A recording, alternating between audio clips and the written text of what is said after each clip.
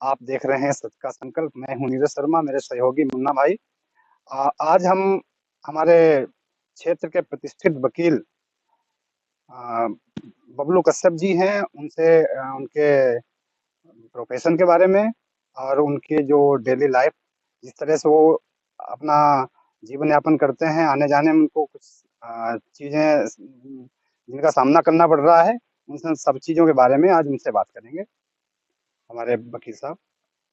जी, सबसे पहले तो आप दोनों लोगों को बहुत-बहुत धन्यवाद और बधाई।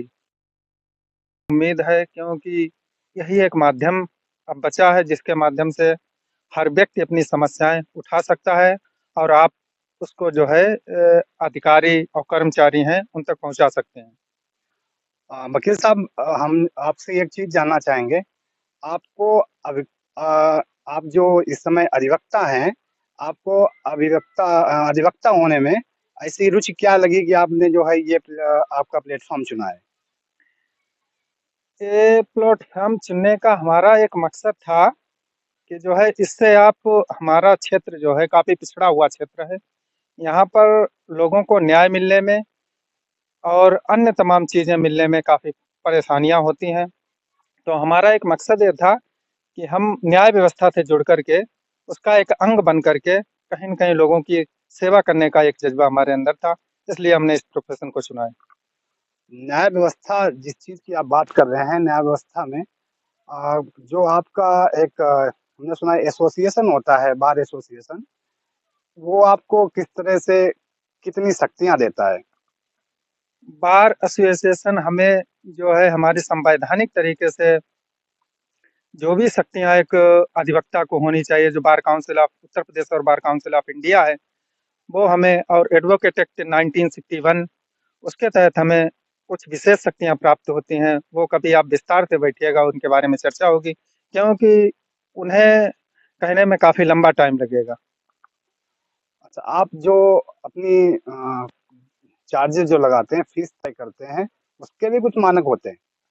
नहीं, उसका कोई मानक नहीं होता है, कोई गरीब है, लाचार है, तो उसके लिए निःशुल्क व्यवस्था भी है हमारे पास।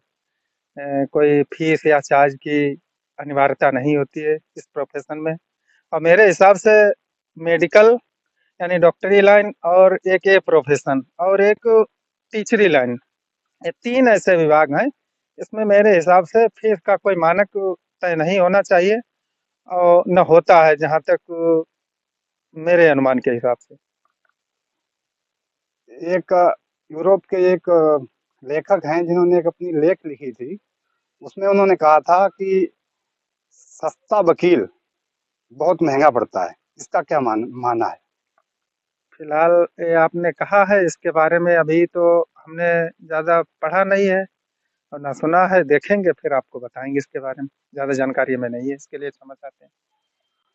अच्छा, आप जो अभी आपके हमने अपने इंट्रोडक्शन में भी कहा था कि वहाँ से जो आप आना-जाना करते हैं, तो ट्रांसपोर्टेशन के लिए बड़ी समस्या रहती है कि हमने सुना है कि इसमें जो है कोई आपको किसी तरह का कोई गवर्नमेंट ट्रांसपोर्टेशन की सुविधा नहीं है।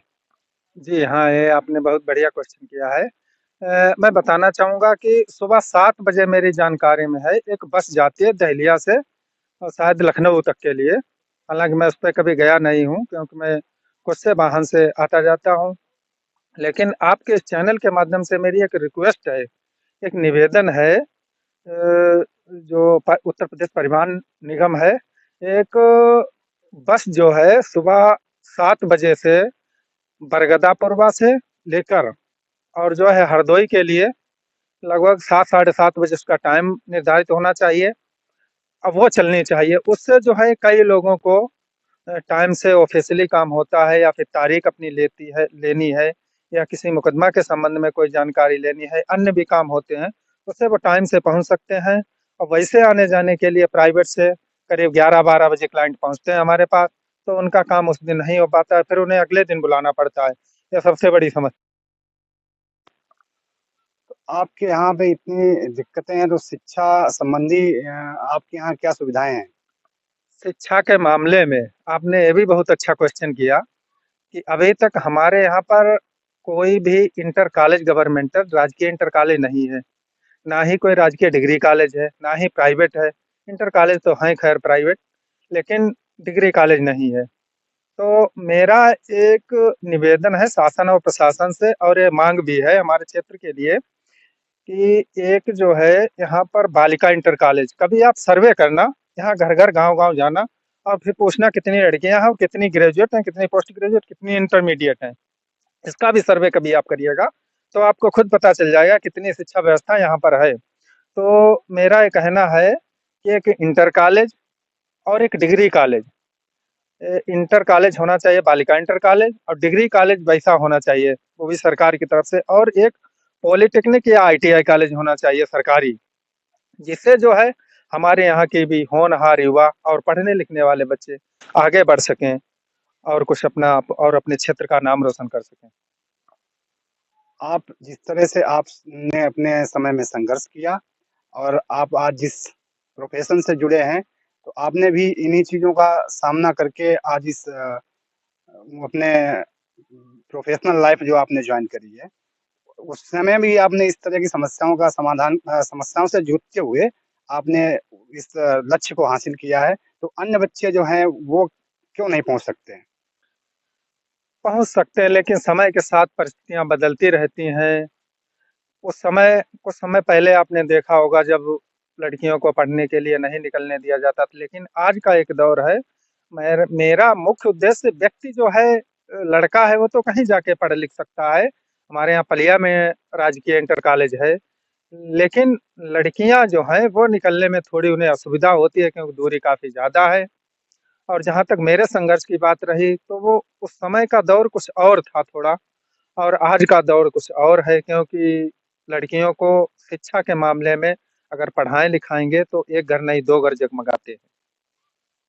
आपने बहुत अच्छी बात कही कि शिक्षा के क्षेत्र में इस तरह की मुहिम होनी चाहिए और आपकी जो मांग है, आपका सुझाव है, हम अपने चैनल के माध्यम से सरकार तक पहुंचाने की पूरी कोशिश करेंगे और भविष्य में आपकी इस डिमांड को हो सकता है कि सरकार पूरा भी कर दे और आपकी जो अन्य किसी तरीके की कोई अगर आप सुझाव देना चाहते हैं, तो वो बताएँ आप। हाँ बिल्कुल, एक समस्या जो है आवागमन की हो गई हमारे यहाँ, वो तो खैर हमने बता दी। एक सुरक्षा व्यवस्था की यहाँ पर कोई चौकी तक नहीं है। तो उसके लिए भी शासन प्रशासन से हमारी मांग है कि एक हमारे मुर्चिया चौराहे पर या कहीं दहलिया में या इधर अरवल में एक पुलिस चौकी बन जाए, तो उसके लिए सुरक्षा व्यवस्था थोड़ी जो है सुदृढ़ और मजबूत होगी।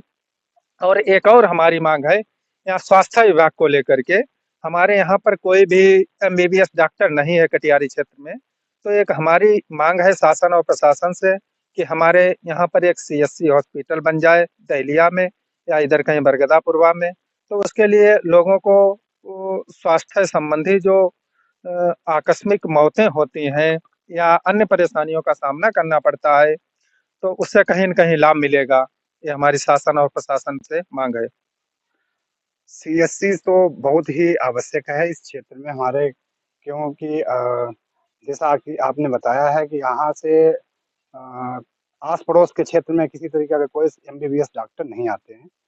तो आपकी जितनी भी मांगे थी, आपके सुझाव थे, हम पूरा प्रयास करेंगे कि गवर्नमेंट, हमारी उत्तर प्रदेश सरकार इस चीज़ को नोटिस करे और भविष्य में आपके दिए हुए सुझाव और मांगों को पूरा करे। जय हिंद, जय भारत।